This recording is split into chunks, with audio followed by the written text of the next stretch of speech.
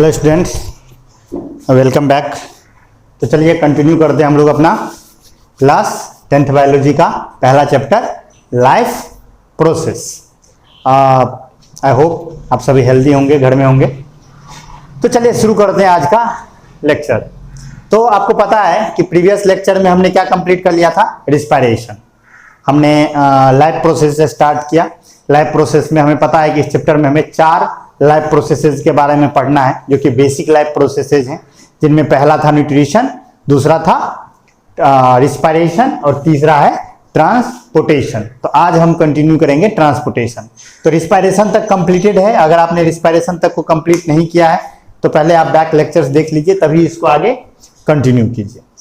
ठीक है। I hope respiration तक आपको सब कुछ समझ में आ गया हो। अगर कुछ समझ में नहीं आया हो तो आप डाउट पूछिएगा जरूर, क्योंकि अब ये चैप्टर आगे की तरफ फॉरवर्ड हो रहा है और 3 से 4-5 दिन में ये खत्म भी हो जाएगा।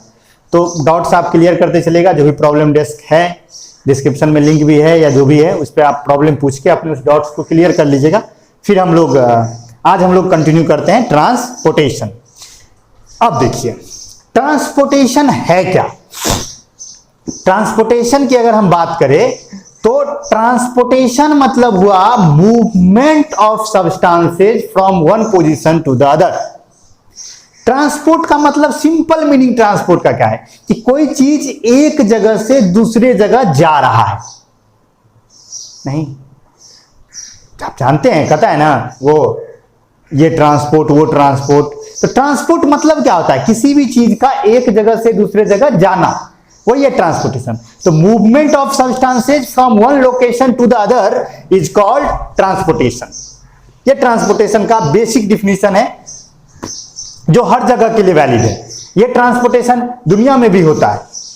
मान लीजिए अभी है, लॉकडाउन चल रहा है। अब मान लीजिए कि निर्मली में अगर चावल की कमी हो जाए तो मान लीजिए कि चावल आएगा, मान लीजिए पंजाब से, 1 मिनट के लिए। तो पंजाब से मान लीजिए चावल आएगा तो हम क्या कहेंगे, राइस जो है rice is transported from Punjab to Nirmali. Transportation हुआ ना। तो ट्रांसपोर्टेशन का सिंपल मीनिंग है movement of substances from one location to the other. अब देखिए लिविंग बॉडी के अंदर ट्रांसपोर्टेशन एक बेसिक लाइफ प्रोसेस है। देखिए फर्स्ट पॉइंट लिखा है कि मूवमेंट ऑफ सब्सटेंसेस, मतलब ट्रांसपोर्टेशन का simple meaning movement of substances, basic life process. ये एक बेसिक लाइफ प्रोसेस है, फंडामेंटल लाइफ प्रोसेस है। क्यों? क्योंकि हमारे बॉडी के अंदर या किसी भी लिविंग बॉडी के अंदर चीजें एक जगह से दूसरे जगह जानी चाहिए। अगर नहीं जाएगा तो लाइफ सरवाइव नहीं हो पाएगा। फॉर एग्जाम्पल, अगर हम लोग अपना एग्जाम्पल ले, हम लोग खाते हैं फूड हम लोग माउथ से इंजेस्ट करते हैं, और आपको पता है, आप पढ़ चुके हैं न्यूट्रिशन में कि स्मॉल इंटेस्टाइन में जाके फूड क्या होता है, डाइजेस्ट हो जाता है, एब्जॉर्ब हो जाता है। तो वहां से अब फूड की जरूरत सिर्फ स्मॉल इंटेस्टाइन को है या पूरे बॉडी को है? पूरे बॉडी को है। तो फूड को वहां से ट्रांसपोर्ट होना पड़ेगा ना, फूड को जाना चाहिए ना वहां से बॉडी के हर एक पार्ट तक। तो movement of nutrients from small intestine to each cell of the body, transportation. नहीं हो तो क्या होगा, सारे सेल्स मर जाएंगे, सिर्फ स्मॉल इंटेस्टाइन जिंदा रहेगा। और सिर्फ स्मॉल इंटेस्टाइन अकेले जिंदा रह ही नहीं सकता है। नहीं समझे बात? अगर मान लीजिए कि अगर हम बात करें कि जैसे हमने रिस्पायरेशन देखा, जैसे मान लीजिए कि अमीबा, एक एग्जांपल सिंपल, हम एक यूनिसेलुलर को उठाते हैं, अमीबा में आपको पता है कि जो ऑक्सीजन होता है वो डिफ्यूजन के प्रोसेस से वाटर से अमीबा के अंदर आता है। तो एक बात बताइए, डिफ्यूजन के प्रोसेस से ऑक्सीजन सराउंडिंग वाटर से अमीबा के बॉडी के अंदर आया, क्या ऑक्सीजन का ट्रांसपोर्टेशन हुआ? ऑक्सीजन पहले वाटर में था, अमीबा के बॉडी के अंदर है, ट्रांसपोर्टेशन हुआ ना। और बॉडी के अंदर आने के बाद भी उसको कहां जाना पड़ेगा, माइटोकॉन्ड्रिया में जाना पड़ेगा। तो सेल मेम्ब्रेन से जो ऑक्सीजन अंदर आएगा उसे माइटोकॉन्ड्रिया तक जाना है। क्या ट्रांसपोर्टेशन नेसेसरी है? बिल्कुल है। तो चाहे कोई भी लिविंग ऑर्गेनिज्म हो, चाहे वो यूनिसेलुलर हो, चाहे वो मल्टीसेलुलर हो, प्रोकार्योटिक हो, यूकार्योटिक हो, कैसा भी ऑर्गेनिज्म हो, transportation is a basic life process. Without transportation, any living being cannot survive. वो जिंदा नहीं रहेगा। हमारे बॉडी के अंदर भी ट्रांसपोर्टेशन देखेंगे हम लोग, कैसे ट्रांसपोर्टेशन होता है, अलग अलग चीजें क्या क्या। तो पहले आप इंट्रोड्यूस हो गए, ट्रांसपोर्टेशन क्या है? Transportation simple meaning movement of substances from one location to the other, and transportation is a basic life process. अब देखिए, मैंने कहा कि ट्रांसपोर्टेशन सबके लिए जरूरी है, यूनिसेलुलर और मल्टीसेलुलर दोनों। अब देखिए यूनिसेलुलर का मतलब क्या? सिंगल सेल वाला बॉडी, यानी एक ऐसा ऑर्गेनिज्म जिसकी पूरी बॉडी एक ही सेल की बनी हुई है। तो अगर उसकी पूरी बॉडी एक ही सेल की बनी हुई है बाबू, तो उसका बॉडी वॉल्यूम बहुत कम होगा, छोटा सा बॉडी होगा ना। एक ही सेल का बॉडी है तो छोटा सा बॉडी वॉल्यूम होगा। तो चूंकि उसका बॉडी वॉल्यूम बहुत कम होगा, तो diffusion is sufficient. Diffusion means anything, movement of anything from its higher concentration to lower concentration, यानी कोई भी चीज अपने हायर कंसंट्रेशन से लोअर कंसंट्रेशन की तरफ जो खुद ब खुद जाता है उसे हम डिफ्यूजन कहते हैं ना। तो डिफ्यूजन ही सफिशिएंट है। क्यों? क्योंकि बॉडी वॉल्यूम छोटा है, बहुत छोटा सा शरीर है, एक ही सेल का बॉडी है, तो डिफ्यूजन से ही ऑक्सीजन आएगा, माइटोकॉन्ड्रिया तक पहुंच जाएगा। माइटोकॉन्ड्रिया में जो कार्बन डाइऑक्साइड बनेगा वो डिफ्यूजन के प्रोसेस से सेल मेम्ब्रेन तक पहुंच जाएगा और सेल मेम्ब्रेन से बाहर भी चला जाएगा। तो डिफ्यूजन इज सफिशिएंट, यानी यूनिसेलुलर ऑर्गेनिज्म को किसी सिस्टम की जरूरत नहीं है, उसके लिए डिफ्यूजन ही सफिशिएंट है। और अगर उसे वाटर लेना है तो ऑस्मोसिस सफिशिएंट है। तो diffusion and osmosis, these are the two processes which are sufficient for unicellular organisms. Unicellular organisms does not require any specialized transportation system because the body volume of unicellular organism is too small. Okay? तो उन्हें नहीं चाहिए कोई system, क्योंकि उनका body volume बहुत छोटा है, एक ही सेल का तो बॉडी है। क्यों चाहिए ट्रांसपोर्टेशन सिस्टम? आया समझ में? तो यूनिसेलुलर ऑर्गेनिज्म को किसी खास ट्रांसपोर्टेशन सिस्टम की जरूरत नहीं होती है, लेकिन मल्टीसेलुलर ऑर्गेनिज्म को एक स्पेशलाइज्ड सिस्टम चाहिए ट्रांसपोर्टेशन के लिए, क्योंकि उसका बॉडी वॉल्यूम बहुत बड़ा है, वहां पर डिफ्यूजन सफिशिएंट नहीं है। अगर सोच लीजिए एक मिनट के लिए, हमारे बॉडी के अंदर क्या डिफ्यूजन सफिशिएंट है? क्या स्मॉल इंटेस्टाइन में जो फूड पच के रखा हुआ है, जो न्यूट्रिएंट्स है, क्या वो डिफ्यूजन के मेथड से हमारे पूरे बॉडी में पहुंच सकता है? आंसर है नहीं पहुंच सकता, क्योंकि बॉडी बहुत बड़ा है, बॉडी वॉल्यूम इतना बड़ा है कि डिफ्यूजन यहां सफिशिएंट नहीं है।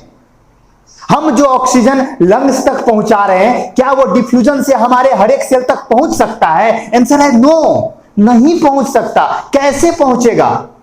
डिफ्यूजन इतना नहीं है, कितने सारे सेल्स को पार करना होगा उसे,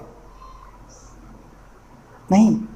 तो डिफ्यूजन सफिशिएंट नहीं है। तो यूनिसेलुलर ऑर्गेनिज्म के लिए डिफ्यूजन और ऑस्मोसिस, यही दो सिंपल प्रोसेसेस हैं जो क्या कर देंगे, ट्रांसपोर्टेशन को कंप्लीट कर देंगे। लेकिन मल्टीसेलुलर ऑर्गेनिज्म को एक स्पेशलाइज्ड बॉडी सिस्टम चाहिए जो कि चीजों को ट्रांसपोर्ट करे, एक जगह से दूसरी जगह चीजों को ले जाए, नहीं संभव है बिना किसी स्पेशलाइज्ड सिस्टम के।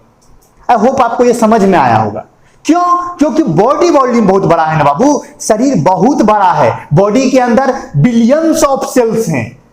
उतने सारे सेल्स में कैसे डिफ्यूजन अकेले पहुंचा पाएगा सारी चीजों को, और कैसे सारी चीजों से ला पाएगा किसी चीज को? समझ गए ना बात? तो मल्टीसेलुलर ऑर्गेनिज्म को एक स्पेशलाइज्ड सिस्टम की जरूरत होती है ट्रांसपोर्टेशन परफॉर्म करने के लिए, और होता है उनके बॉडी में। जैसे हमारे बॉडी में हमारा सर्कुलेटरी सिस्टम है, प्लांट्स में आप पढ़ चुके हैं 9th के बायोलॉजी में जाइलम फ्लोएम है, वैसे हम आएंगे फिर अभी उस पर। तो मल्टीसेलुलर ऑर्गेनिज्म के बॉडी में एक स्पेशलाइज्ड सिस्टम होता है जो स्पेशलाइज्ड किसके लिए वर्क करता है? ट्रांसपोर्टेशन के लिए। ओके, अब देखिए ट्रांसपोर्टेशन जो होता है वो होता कैसे है मेनली। देखिए कोई भी चीज जो ट्रांसपोर्ट होता है ना, वो मेनली साइट ऑफ अवेलेबिलिटी से ट्रांसपोर्ट होता है 3 जगह पर। देखिए एक बात है, ट्रांसपोर्टेशन अगर हो रहा है तो कोई चीज एक जगह से दूसरी जगह जा रहा होगा, ये तो फिक्स है ना बुआ, कि कोई ना कोई सब्सटेंस मूव कर रहा होगा from one position to the other. Okay, तो जनरली क्या होता है, देखिए कोई भी सब्सटेंस जो ट्रांसपोर्ट होता है वो साइट ऑफ अवेलेबिलिटी, यानी जहां वो मौजूद है, जहां उसकी अवेलेबिलिटी है, वहां से वो जाएगा साइट ऑफ यूज तक, यानी जहां उसका यूज होगा। फॉर एग्जाम्पल, हमने सांस लिया, हमने इनहेल किया, वो लंग्स में एयर गया, वहां से एयर से ऑक्सीजन एब्जॉर्ब किया गया। अब site of availability of oxygen क्या हुआ? लंग्स। अभी ऑक्सीजन कहां है? लंग्स में, लेकिन उस ऑक्सीजन का नीड कहां है, उसका यूज कहां होगा? बॉडी के हर एक सेल में। तो वो ऑक्सीजन वहां से ट्रांसपोर्ट होगा कहां पर, जहां उसका यूज है, यानी लंग्स में उसकी अवेलेबिलिटी थी और उसका यूज होगा सेल के अंदर। तो ऑक्सीजन ट्रांसपोर्ट होगा from lung to the cell. नहीं, तो फर्स्ट ट्रांसपोर्टेशन का मोड है site of availability to site of use. ये हुआ पहला, यानी कोई भी चीज जहां अवेलेबल होता है वहां से उसे ट्रांसपोर्ट किया जाता है जहां उसका यूज होता है, पहला मोड। सेकंड मोड है कि जहां वो अवेलेबल है, एक बात बताओ, ट्रांसपोर्टेशन अगर होगा तो सबसे ये बात तो फिक्स है कि जहां अवेलेबल है वहीं से होगा। तो एक तो फिक्स है ना, साइट ऑफ अवेलेबिलिटी, समझ गए ना। तो फर्स्ट मोड है साइट ऑफ अवेलेबिलिटी से site of use. Second mode है साइट ऑफ अवेलेबिलिटी से साइट ऑफ स्टोरेज। अब कहोगे सर ये क्या हुआ बात, देखिए साइट ऑफ अवेलेबिलिटी से साइट ऑफ स्टोरेज का मतलब क्या हुआ। मान लीजिए आपने फूड खाया और उसमें आपने फैट लिपिड लिया, वो डाइजेस्ट हुआ और डाइजेस्ट होने के बाद वो कन्वर्ट हो जाता है किसमें, फैटी एसिड और ग्लिसरॉल में। पता है आपको, आप डाइजेशन में पढ़ चुके हैं कि फैट जब डाइजेस्ट होता है या लिपिड जब डाइजेस्ट होता है तो किस में कन्वर्ट होता है, फैटी एसिड और ग्लिसरॉल में। तो वो फैटी एसिड और ग्लिसरॉल, एज यू नो कि फैट हमारा बॉडी जनरली स्टोर करता है फॉर एक्सट्रीम कंडीशंस। अगर कभी ऐसा होगा कि हमें नहीं मिलेगा फूड तब उसका यूज किया जाएगा, जनरल यूज नहीं किया जाता है। अगर फूड ठीक ठाक अवेलेबल है तो हमारा बॉडी क्या करता है, ग्लूकोज यूज करता रहता है। तो फैटी एसिड को बॉडी स्टोर करेगा। तो फैटी एसिड को कहां से कहां मूवमेंट होगा, एक बात बताओ, फैटी एसिड का मूवमेंट कहां से होगा, from small intestine to that part of the body where it is stored, या जहां उसका स्टोरेज होना है, समझ गए। तो सेकेंड मोड है कि जहां वो अवेलेबल है वहां से कहां तक, जहां उसका यूज है, जहां उसका स्टोरेज होगा। यूज तो फर्स्ट में हो गया, जहां उसका स्टोरेज है। तो साइट ऑफ अवेलेबिलिटी से साइट ऑफ यूज तक जा सकता है, या नहीं तो साइट ऑफ अवेलेबिलिटी से साइट ऑफ स्टोरेज तक जा सकता है, ठीक। And the third is site of elimination. Elimination का मतलब क्या हुआ, कई बार ऐसा होता है कि हमारे बॉडी के अंदर बहुत कुछ ऐसा ट्रांसपोर्ट करना होता है जिसे हमें बॉडी से बाहर निकालना है। फॉर एग्जांपल कार्बन डाइऑक्साइड, आपने रिस्पिरेशन में पढ़ा। अब सेल के अंदर मान लीजिए ऑक्सीजन लंग से सेल तक गया, साइट ऑफ अवेलेबिलिटी से साइट ऑफ यूज तक। अब सेल में पहुंच गया, सेल के अंदर एरोबिक रिस्पिरेशन हुआ, माइटोकॉन्ड्रिया में क्रेब्स साइकिल चल गया, सब चीज हो गया। अब वहां पर कार्बन डाइऑक्साइड बनकर तैयार है।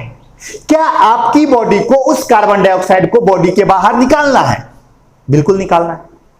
तो अभी site of availability of carbon dioxide क्या हुआ, सेल। और क्या उस कार्बन डाइऑक्साइड को आप यूज करोगे, नहीं करोगे। क्या आप उसे स्टोर करोगे, नहीं करोगे। आप क्या करोगे, आपकी बॉडी उसे इलिमिनेट करेगी, बॉडी से बाहर निकालेगी, क्योंकि वो एक वेस्ट है आपके लिए। तो उसे इलिमिनेट करना है, तो इलिमिनेट करेगा कैसे, तो उस कार्बन डाइऑक्साइड को सेल से ट्रांसपोर्ट किया जाएगा लंग तक। तो जो ये कार्बन डाइऑक्साइड का ट्रांसपोर्ट हुआ वो कैसा ट्रांसपोर्ट हुआ, साइट ऑफ अवेलेबिलिटी से साइट ऑफ इलिमिनेशन। आया समझ में। तो चीजों का जो ट्रांसपोर्ट होता है लिविंग बॉडी के अंदर वो इन्हीं तीन मोड में होता है, या तो साइट ऑफ अवेलेबिलिटी से साइट ऑफ यूज तक, या नहीं तो साइट ऑफ अवेलेबिलिटी से साइट ऑफ स्टोरेज तक, या नहीं तो साइट ऑफ अवेलेबिलिटी से साइट ऑफ इलिमिनेशन तक। आई होप आपको इतना समझ में आया होगा, ये बेसिक है ट्रांसपोर्टेशन का, ठीक है। तो एक बार आप नोट ओवरव्यू कर लीजिए, नोट आप लोग को मिल गया है तो नोट आप लोग देख लीजिए। जो पॉइंट्स है वो मैं एक बार मेंशन कर देता हूं, क्या क्या लिखा हुआ है कि movement of substances from one location to another is called transportation, clear. Both unicellular and multicellular organism, transportation is a basic requirement for living, यानी कि चाहे यूनिसेलुलर हो मल्टीसेलुलर हो, ट्रांसपोर्टेशन एक बेसिक रिक्वायरमेंट है लिविंग के लिए, ठीक। Unicellular organism do not require a transportation system because their body volume is so small that diffusion and osmosis alone fulfil their need of transportation, यानी कि diffusion और osmosis से ही उसके ट्रांसपोर्टेशन का नीड फुलफिल हो जाएगा, उसे किसी ट्रांसपोर्टेशन सिस्टम की जरूरत नहीं है। And the next point is in multicellular organism a specialized transportation system is required for transportation in their body because their body volume is so large that diffusion and osmosis are not sufficient to fulfill their transportation need। क्योंकि उसका body volume बड़ा है तो diffusion और osmosis उसके transportation need को fulfil नहीं कर सकते, इसीलिए उसे ट्रांसपोर्टेशन सिस्टम की जरूरत है। अभी हमने बात कर ली थी। और नेक्स्ट पॉइंट है कि in living organisms substances are generally transported from the site of availability to site of usage और साइट ऑफ स्टोरेज और site of elimination.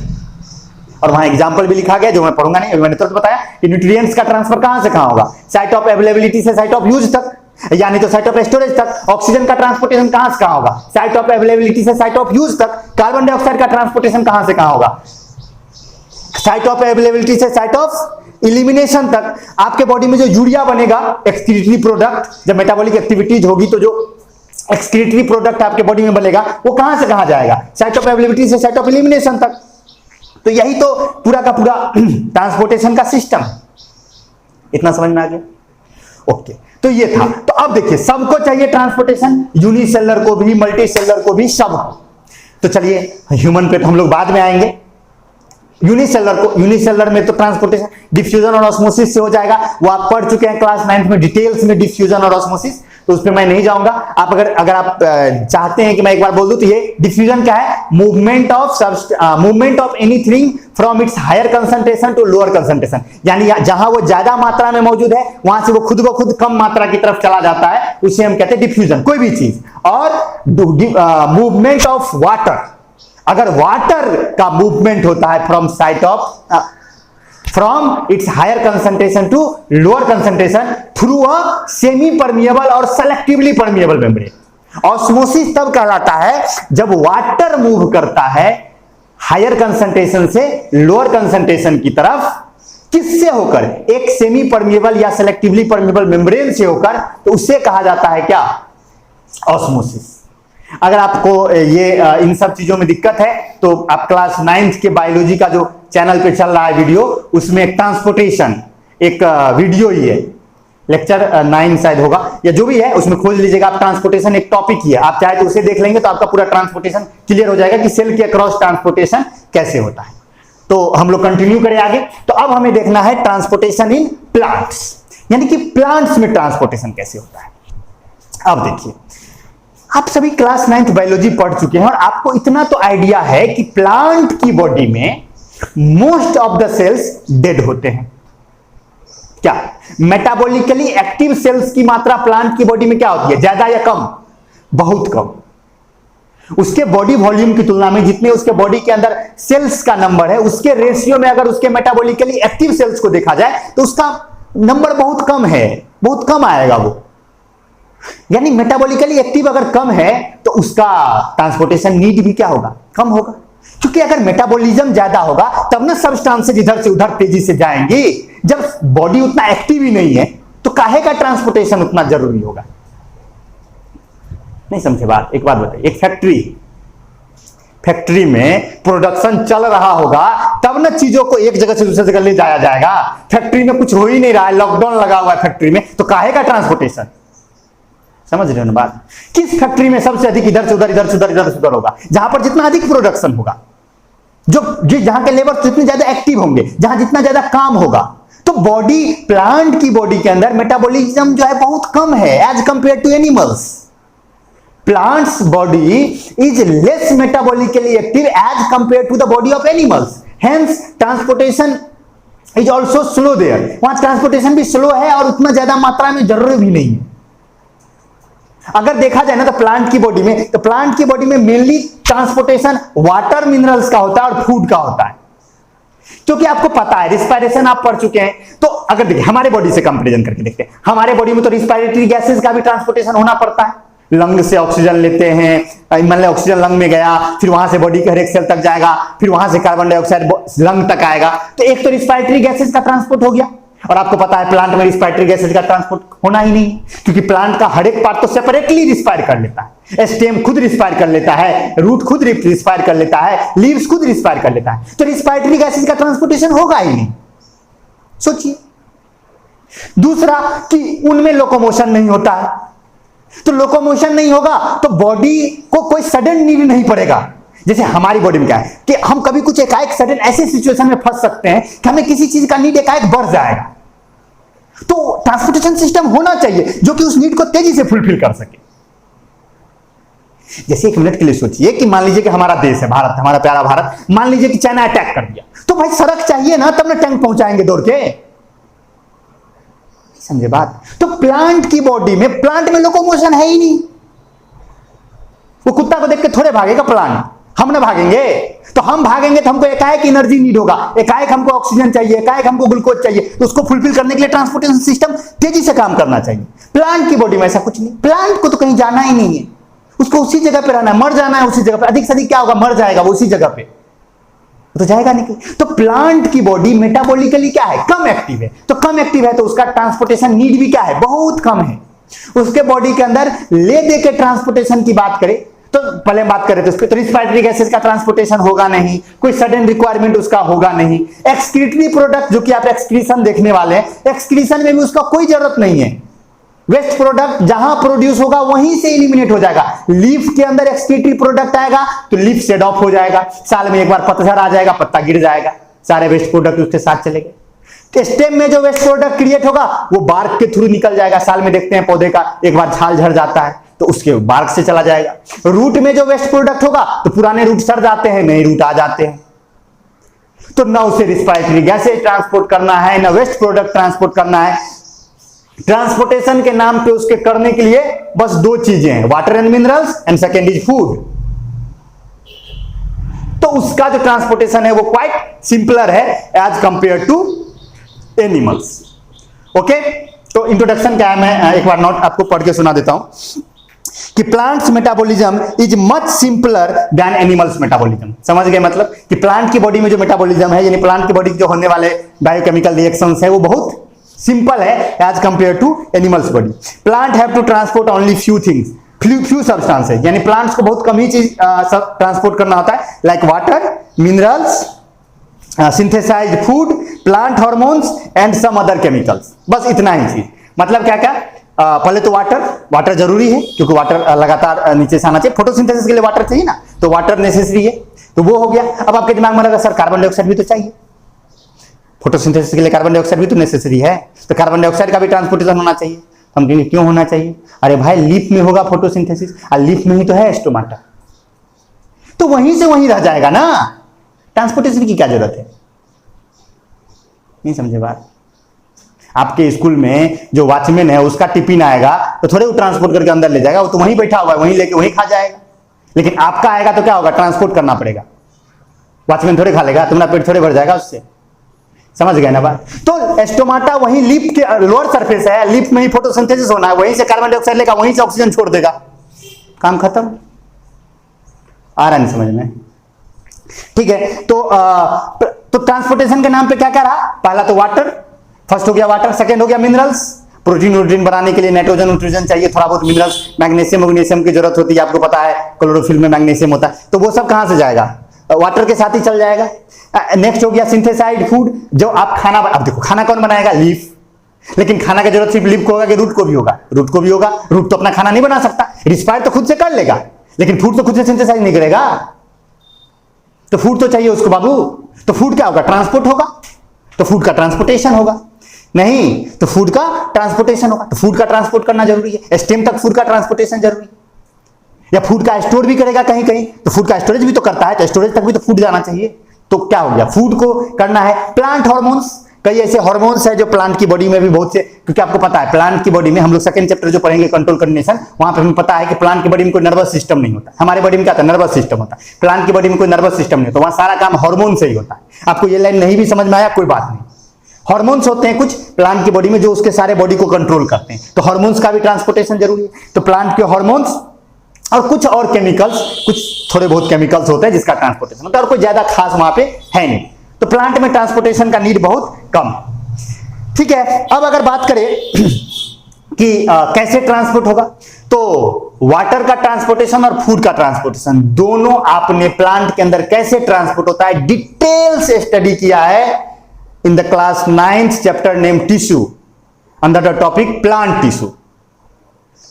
Complex permanent tissue heading के अंदर आप अपने बायो का नोट खोलिए, क्लास 9th टिश्यू चैप्टर में plant tissue के अंदर 2 तरह के tissue meristematic tissue and permanent tissue. Permanent tissue के अंदर फिर दो तरह के tissue, simple permanent tissue and complex permanent tissue. और कॉम्प्लेक्स परमानेंट टिश्यू के अंदर आपको दो चीजें, जाइलम एंड फ्लोएम, और वहां पर डिटेल्स स्टडी। अगर आप बहुत डिटेल्स में जानना चाहते हैं एक बार वो पढ़ लीजिए। वैसे मैं बता ही रहा हूं, यहां मैं उतनी ही चीज बताऊंगा जो क्लास 10th के लिए नेसेसरी है। अगर कॉपी खोल के आप इतना मेहनत कर ले कि वो पेज उल्टा के एक बार पढ़ ले तो आपको बहुत डिटेल्स स्टडी हो जाएगा। तो आपको करना ही चाहिए, लॉकडाउन ही तो है, कौन सा तुम कमाई करने जा रहे हो। निकालो कॉपी एक बार, ढूंढो और लग जाओ। ओके, बाद में लगना, पहले वीडियो कंटिन्यू कर लेते हैं। ओके ठीक है, तो जाइलम और फ्लोएम। तो देखिए, वाटर और मिनरल्स, वाटर की जरूरत है फोटोसिंथेसिस के लिए, मिनरल्स की जरूरत है प्रोटीन वोटीन कुछ बनाने के लिए। तो वाटर का ट्रांसपोर्ट किससे होगा, वाटर और मिनरल्स दोनों के दोनों ट्रांसपोर्ट हो जाएंगे किससे, जाइलम के थ्रू। किसके थ्रू, जाइलम के थ्रू। तो देखिए नोट में लिखा हुआ है कि plant absorb water and minerals by the roots and transport it to the leaves through xylem tissue. यानी कि सॉइल से वो क्या करेगा, वाटर और मिनरल्स एब्जॉर्ब करेगा और उसे कहां ट्रांसपोर्ट करेगा, लीव्स तक ट्रांसपोर्ट करेगा। किससे होकर, जाइलम टिश्यू होकर। अगर जाइलम टिश्यू की बात करें तो आपको पता है जाइलम टिश्यू जो है वो 4 कंपोनेंट्स होते हैं उसके, पता है आपको। First is xylem parenchyma, xylem parenchyma. Second है कि xylem vessels, xylem tracheids and xylem sclerenchyma. यही 4 है ना, इन्हीं 4 से जाइलम बनता है। Xylem parenchyma, xylem vessels, xylem tracheids and xylem sclerenchyma, ये 4 कंपोनेंट है। और आपको पता है जाइलम पैरेन्काइमा का मेन काम क्या है, lateral transportation of water, side would में पानी पहुंचाना होगा तो। और वेसल्स और ट्रेकिड्स का काम क्या है, सीधे ऊपर की ओर लगना, वर्टिकल ट्रांसपोर्टेशन ऑफ वाटर, सीधे वाटर को क्या कहता है, रूट से सीधे लीव्स तक लेके जाता है कौन, जाइलम वेसल्स और ट्रेकिड्स। अब वेसल्स ट्रेकिड्स आप जानते ही होंगे। और जाइलम पैरेन्काइमा का काम क्या है, स्ट्रेंथ देना, प्लांट की बॉडी को स्ट्रेंथ देना, जाइलम एस्केलेनकाइमा का काम है। तो अगर हम बात करें जाइलम वेसल्स और ट्रेकिड्स की तो आपको याद होगा कि वेसल्स और ट्रेकिड्स का अगर बेसिक डिफरेंस देखें तो वेसल्स जो है टेपरिंग इंस वाले होते हैं, नहीं होते हैं, जिनमें क्या होता है, जिनमें की पोर्स होता है ना, इनमें पोर्स होते हैं नीचे और ऊपर। ट्रेकिड्स याद होगा आपको, टेपरिंग इंड वाले, और पोर्स होते हैं जाइलम ट्रेकिड्स में। और वाटर फिर इसके नीचे में एक और होगा, ऐसे ही करके ऊपर में भी एक और होगा। तो यहां से वाटर इस होके इंटर करेगा, फिर यहां से वाटर इंटर ऊपर कर जाएगा। तो ट्रेकिड्स और वेसल्स तो आपको पता है एकदम ट्यूब लाइक स्ट्रक्चर होता है, पूरा छेदी होता है।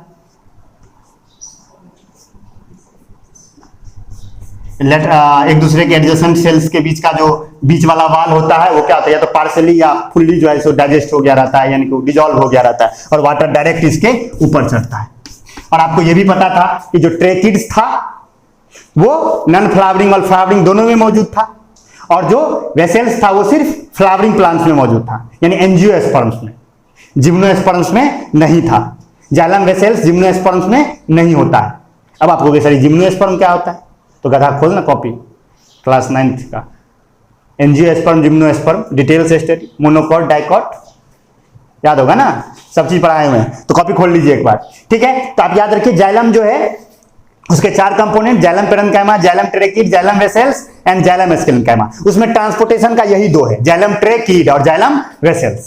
ये जो जाइलम ट्रेकिड है और जाइलम वेसल्स है, इसी का काम है वाटर को ट्रांसपोर्ट करना from root to leaves. Tracheids is present in each plant, हर एक प्लांट में, कोई भी प्लांट है तो उनमें ये होगा। और जो वेसल्स है वो सिर्फ फ्लावरिंग प्लांट्स में होगा, यानी एंजियोस्पर्म्स में होगा, ठीक है।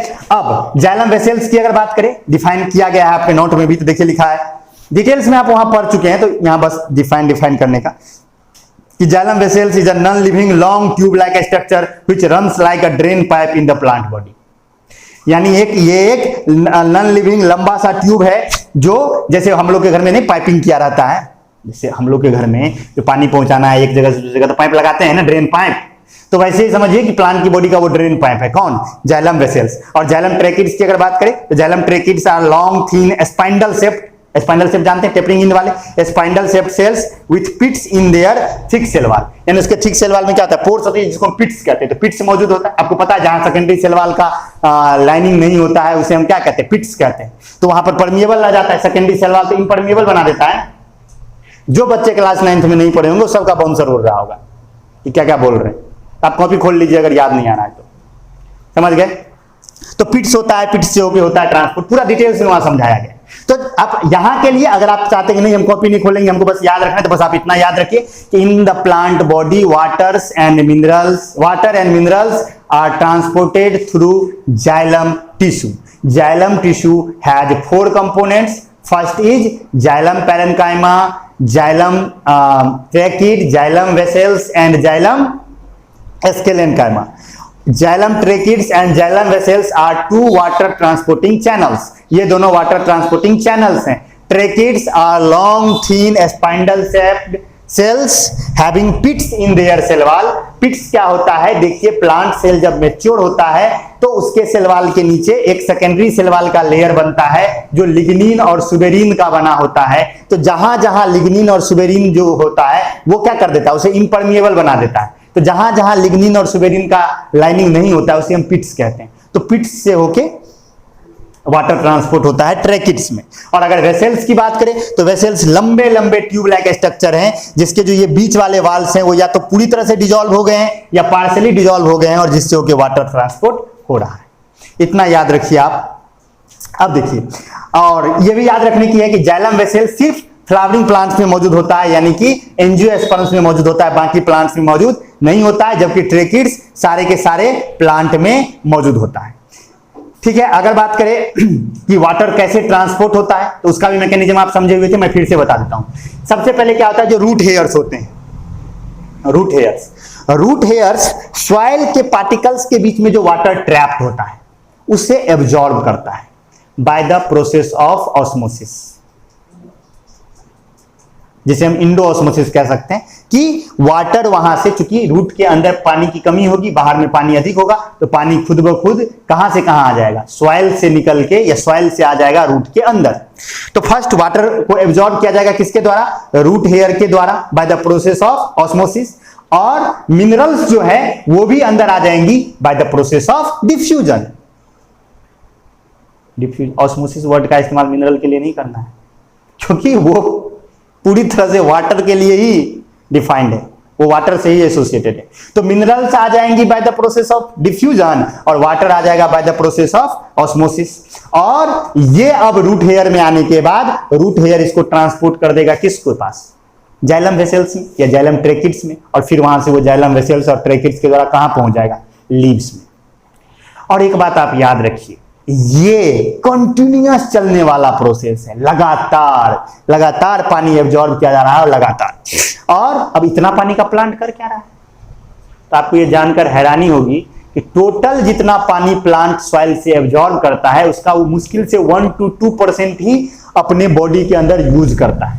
98 to 99% वाटर वो इवोपरेट कर देता है, ट्रांसपायरेशन में चला जाता है, इवोपरेशन हो जाता है उसका। यानी स्टोमाटा के थ्रू, जो आपको पता है टर्गिट वो सेल खुलता है ना, गार्ड सेल्स को खोलने बंद करने के लिए वाटर का खेल है ना वहां पे। तो बाकी सारा यानी कि टोटल 100% वाटर में से 1 to 2%, यानी कि अगर आप ये सोचिए कि पौधा अगर 100 ml पानी ले रहा है सॉइल से, तो उसमें से उसको मुश्किल से वो 1 से 2 ml यूज कर रहा है, 99 से 98 ml तो वो क्या कर रहा है? इवोपरेट ही कर रहा है। इसीलिए कहा जाता है कि जंगल काट दोगे तो बारिश नहीं होगी, क्योंकि अगर आप जंगल काट दोगे तो ये जो पानी जा रहा था इन्वायरमेंट में उसी से ना बादल बनता और उसी से ना बारिश होती। तो आपने जंगल ही काट दिया, तो ये चैनल ही काट दिया आपने। समझ गए? चलिए उस पर नहीं जाते, इन्वायरमेंट पढ़ेंगे तब वहां आएंगे। तो only 1 to 2% of water absorbed by roots is used in photosynthesis and other metabolic activity. Remaining all water evaporates through stomata by the process called transpiration. यानी कि टोटल पानी जो पौधा एब्जॉर्ब करेगा थ्रू जाइलम वेसल्स या tracheids या root से जो भी वाटर आएगा उसका 1 to 2% ही वो फोटोसिंथेसिस और दूसरे मेटाबॉलिक एक्टिविटी में यूज करेगा, बाकी को वो क्या कर देगा? स्टोमाटा के थ्रू लॉस कर देगा, जिसे कहा जाता है क्या? ट्रांसपायरेशन। तो ये तो हो गया वाटर ट्रांसपोर्ट का चैनल। और देखिए ये वाटर ट्रांसपोर्ट भी इसीलिए होता है क्योंकि कंटिन्यूअसली जो ऊपर से पानी इवेपोरेट हो रहा है, तो लगातार प्लांट का जो टॉप है वहां पे वाटर की स्कार्सिटी है, क्योंकि वाटर वहां से लगातार जा रहा है ना। तो वाटर की जब अगर वहां पर स्कार्सिटी है तो लगातार वाटर क्या होगा? मूव करता रहेगा ऊपर की तरफ। ये आपके दिमाग में ये क्वेश्चन आना चाहिए कि सर ग्रेविटी तो नीचे खींचता होगा, ग्रेविटी तो पानी को नीचे खींचता होगा, तो फिर ये पानी अपने आप ऊपर कैसे चला जाता है? तो इसे हम कहते हैं कैपिलरी राइज मेथड। कभी आप जो वो तेल बांटने वाला होता है उसको पाइप से वो मिट्टी तेल निकालते देखें, क्या करता है? ऐसे मिट्टी तेल डुबा देता है, ऐसे खींच के एक बार छोड़ देता है, पानी लगातार बाहर आते रहता है। ये काम आप सिर्फ पतले पाइप में कर सकते, मोटे पाइप में नहीं कर सकते। आपको इतना मोटा पाइप दे दिया कि मुंह लेके खींच के निकालो तो पानी नहीं निकलेगा पानी, क्योंकि वहां पे कैपिलरी राइज मेथड काम नहीं करेगा। कैपिलरी राइज मेथड क्या होता है ना, कैपिलरी राइज मेथड में आप अभी थोड़ा सा बस इतना समझ लीजिए, इसको डिटेल्स में पढ़ना हो तो जब क्लास खुलेगी तो हम लोग इस पे डिस्कस कर लेंगे। नोट डाउन करके रख लीजिएगा कैपिलरी राइज मेथड, वो क्लास में हम लोग बेटर डिस्टिंक्शन से समझेंगे। कैपिलरी राइज मेथड आप इतना ही समझिए कि पतले पतले थीन ट्यूब्स जो कि पानी जो ऊपर चढ़ता है ना, क्योंकि देखिए ऊपर ट्यूब के ऊपर में अगर पानी की लगातार वहां से पानी जाता रहेगा, ओपन इन होगा तो पानी खुद ब खुद चढ़ता रहेगा। ये मेथड, इसी मेथड को हम कहते हैं कैपिलरी राइज मेथड। तो कैपिलरी राइज मेथड चलते रहता है, तो प्लांट की बॉडी में ये लगातार वाटर ट्रांसपोर्टेशन का सिस्टम है। तो कैपिलरी राइज मेथड जब क्लास खुलेंगी तो हम उस पर डिस्कस कर लेंगे। चलिए अभी छोड़िए, हटाइए उसको। तो कैपिलरी राइज मेथड से प्लांट चढ़ता मतलब वाटर चढ़ता है। अगर आपके दिमाग में ये क्वेश्चन आ रहा है ग्रेविटी तो पानी को नीचे खींचेगा, तो कोई आपसे अगर ये पूछे तो कहना कि कैपिलरी राइज मेथड, वो पूछे क्या होता है, बोलना नहीं पता, तो क्लास खुलेगी तब जानेंगे। ठीक है, अब देखिए ये तो हो गया वाटर ट्रांसपोर्टेशन। अब रहा फूड ट्रांसपोर्टेशन। तो फूड ट्रांसपोर्टेशन की अगर बात करें तो फूड बनेगा कहां? लीव्स के अंदर bye the process of photosynthesis. लेकिन उस फूड को कहां तक ट्रांसपोर्ट करना है? पहला तो बात तो बॉडी के हर एक पार्ट तक करना है, क्योंकि यूज पूरे बॉडी के हर एक पार्ट में, जहां जहां सेल लिविंग है सबको फूड चाहिए, तो सबको पहुंचाया जाएगा। ये तो पहला मेथड हुआ। और दूसरा क्या है? दूसरा है जहां स्टोरेज होगा। पौधा स्टोर भी तो करता है फूड को, तो स्टोरेज होगा। तो देखिए, तो in plants the produced food and other substances are transported through phloem tissue. यानी कि फूड की बात करें या दूसरे जो वो हार्मोन हार्मोन की बात रही थी, वो जो और भी केमिकल्स था ना कुछ, तो वो सारा का सारा ट्रांसपोर्ट होगा किसके थ्रू? फ्लोएम के थ्रू। और फ्लोएम जो है वो फूड को ट्रांसपोर्ट करता है from leaves to each part of the body by the process called translocation. यानी the movement of synthesized food from leaves to different parts of the body is called translocation, and translocation is performed by the phloem tissue. Okay, और phloem में अगर बात करो तो आप phloem भी पढ़ चुके क्लास 9th में। फ्लोएम के भी कितने पार्ट? 4 पार्ट, याद होगा आपको। Phloem parenchyma, companion cells, sieve tube and phloem parenchyma, phloem sclerenchyma या फ्लोएम फाइबर्स जिसे हम कहते हैं। तो phloem parenchyma, companion cells, sieve tube and phloem fibres या फ्लोएम एस्केलेनकाइमा, तो ये 4 हैं उसके भी। तो अगर आप बात करो तो इसमें से ट्रांसपोर्टिंग चैनल कौन है? जैसे जाइलम में था ना, जाइलम ट्रेकिड्स और जाइलम वेसेल्स, इसमें ट्रांसपोर्टिंग चैनल है सीव ट्यूब। सीव ट्यूब क्या होता है? सीव ट्यूब भी जस्ट जाइलम वेसेल्स के ही जैसा सेल होता है, जिसके लिए जो मिडिल वाल होते हैं, यानी जो दो एडजेसेंट सेल के बीच का जो वाल होता है वो पार्शियली डिसॉल्व होता है, और उसमें छोटे छोटे पोर्स होते हैं जिसे हम सीव प्लेट कहते हैं। फिर मैं बात वही कहूंगा, क्लास 9 की कॉपी निकालिए और फ्लोएम पढ़िए। सीव प्लेट होता है, अगर बात करें, अगर आप देखोगे तो ये ऐसा टाइप का होता है। यहां हम अगर सीव ट्यूब का एक डायग्राम बनाए, थोड़ा सा आपको हिंट मिल जाए, शायद आपको याद भी आ जाए। जो बच्चे पढ़े होंगे उसको तो याद आ जाएगा तुरंत, बहुत डिटेल्स में हमने स्टडी किया था। तो ये ऐसे तरह का होता है और इसमें ऐसे छेद होते हैं, याद आया कुछ? ऐसे करके होता है, इसी को ना कहते हैं। और इसके बगल में क्या होता है? कंपेनियन सेल्स होता है। और आपको पता है कि सीव ट्यूब के सेल जो होते हैं वो लिविंग होते हैं। जाइलम की अगर बात करें तो जाइलम के अंदर बस जाइलम पैरेन्काइमा लिविंग होता है, बाकी तीनों के तीनों डेड होते हैं। और फ्लोएम की अगर बात करें तो फ्लोएम के अंदर बस फ्लोएम फाइबर या फ्लोएम एस्केलेनकाइमा डेड होता है, बाकी सारे लिविंग होते हैं। यानी सीव ट्यूब के जो सेल है वो भी लिविंग है। लेकिन आपको ये भी पता है कि सीव ट्यूब के सेल के अंदर ना तो न्यूक्लियस होता है, ना ही कोई सेल ऑर्गेनेल होता है। तो इसकी जितनी भी नीड्स हैं जिंदा रहने के लिए, इसको जो कुछ भी चाहिए वो सब कौन देता है? इसके बगल में लगा हुआ कंपेनियन सेल्स। ये सीव ट्यूब के सेल को जिंदा रखता है। पता होगा, पढ़ लीजिएगा। तो कम सीव ट्यूब के सेल्स होते हैं और यही सीव ट्यूब इसका ट्रांसपोर्टिंग चैनल है, यानी इसी से होकर फूड क्या होगा, ट्रांसपोर्ट होगा। और आपको यह भी बताया था मैंने क्लास 9th में, आप ये जान लीजिए कि जाइलम और फ्लोएम का जो ट्रांसपोर्टेशन है वो एक मामले में बिल्कुल अलग है। क्या? जाइलम में हमेशा यूनिडायरेक्शनल मूवमेंट है, यानी वाटर हमेशा फ्रॉम सॉइल टू लीव्स होता है, यानी एक ही डायरेक्शन में होता है, हमेशा रूट से शूट की तरफ, रूट से शूट की तरफ। लेकिन जो फ्लोएम के अंदर में ट्रांसपोर्टेशन है वो बाई डायरेक्शनल है, वो रूट से शूट की तरफ भी होता है और शूट से रूट की भी तरफ होता है। अब आपको क्यों सर रूट से शूट की तरफ कब होगा? खाना तो बन रहा है शूट में, तो रूट की तरफ होना चाहिए ना, नीचे से ऊपर जाने की क्या जरूरत है? तो मैं एक एग्जांपल देता हूं, आप ऐसे समझिए। मान लीजिए कि मूली, मूली मूली जानते हैं आप लोग? हाँ, रेडिश मूली। तो मूली में खाना बना रहा है कौन? लीव्स। खाना बना बना के कहाँ स्टोर कर रहा होगा? अपने मूली के वो उसका जो रूट होता है उसमें स्टोर करता है अपना फूड, तब तो मूली खा जाते हो। तो वहां वो स्टोर किया। अब मान लो कि कुछ एक्सट्रीम कंडीशन आ गया, पौधे को खाना मिलना बंद हुआ, तो वो क्या करेगा? उसी रेडिश से अपना भरपाई करेगा ना नीड को। तो रेडिश से फिर फूड ऊपर की तरफ जाएगा कि नहीं जाएगा? या आपको ये पता है कि मान लीजिए जो हम बीज बोते हैं तो उसमें से जो पौधा निकलता है नया नया, तो नया नया पौधा तो फोटोसिंथेसिस नहीं करता है, तो उसको जो फूड चाहिए वो कहां से मिलता होगा? उस सीड के अंदर मौजूद जो न्यूट्रिएंट्स है उसी से लेगा। तो सोचिए उस सीड से न्यूट्रिएंट्स ऊपर की ओर जाएगा कि नहीं जाएगा?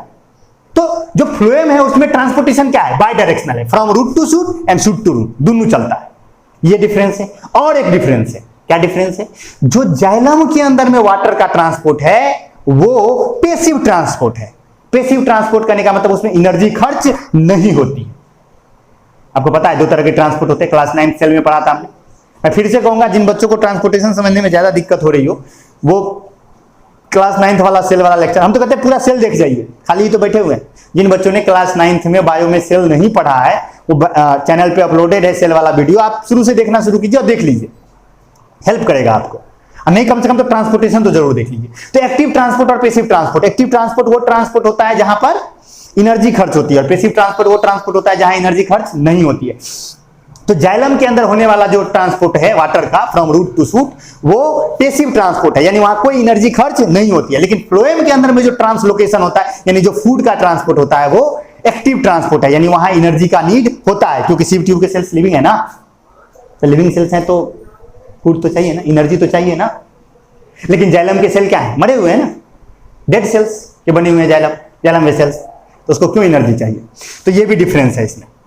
देखिए लिखा है in xylem transportation is unidirectional, बिल्कुल वो जो बात मैंने बोला, unidirectional that is from root to shoot, but in phloem transportation is bidirectional that is from root to shoot and as well as shoot to root, यानी दोनों तरफ चलता है। एंड नेक्स्ट है कि transportation in xylem is passive that is it does not require energy, but transportation is phloem is active that is it requires energy. तो ये था हमारा प्लांट के अंदर में ट्रांसपोर्टेशन।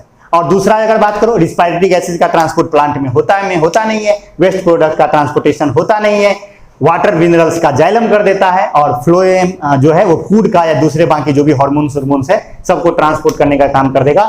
तो यही था हमारा ट्रांसपोर्टेशन इन प्लांट्स। तो आज का लेक्चर हम यहीं तक रखते हैं। तो आज के लेक्चर में आपने देखा कि ट्रांसपोर्टेशन क्या है, ट्रांसपोर्टेशन का मीनिंग क्या होता है, कैसे कैसे ट्रांसपोर्टेशन होता है, यूनिसेलुलर में ट्रांसपोर्टेशन का नीड ही नहीं है, मल्टी सेलुलर में हमने प्लांट पे बात की कि प्लांट में ट्रांसपोर्टेशन कैसे होता है। नेक्स्ट डे का हमारा टॉपिक होगा ट्रांसपोर्टेशन इन एनिमल्स, और स्पेशली में देखा जाए तो एनिमल्स में हमें एक ही पढ़ना है, वो है ह्यूमन। तो ह्यूमन का ट्रांसपोर्टेशन पढ़ेंगे, उसमें हम डिटेल्स में स्टडी करेंगे कि ह्यूमन में ट्रांसपोर्टेशन कितना होता है। तो आई होप आपको आज का लेक्चर समझ में आया होगा। कोई भी चीज नहीं समझ में आया हो तो फिर वही बात मैं बोलूंगा, डॉट पूछिए, चैनल जो है व्हाट्सएप पे चैनल में पोस्ट कीजिए अपना डॉट, बिल्कुल सॉल्व किया जाएगा। या जो कुछ भी है बुक्स पढ़ते चलिए। और देखिए लॉकडाउन कब खुलता है, जब खुल जाए तो खुलेगा तो हम लोग तो पूरा का पूरा रिवाइज करने वाले हैं ही। Okay, thank you, see you soon, bye bye, take care.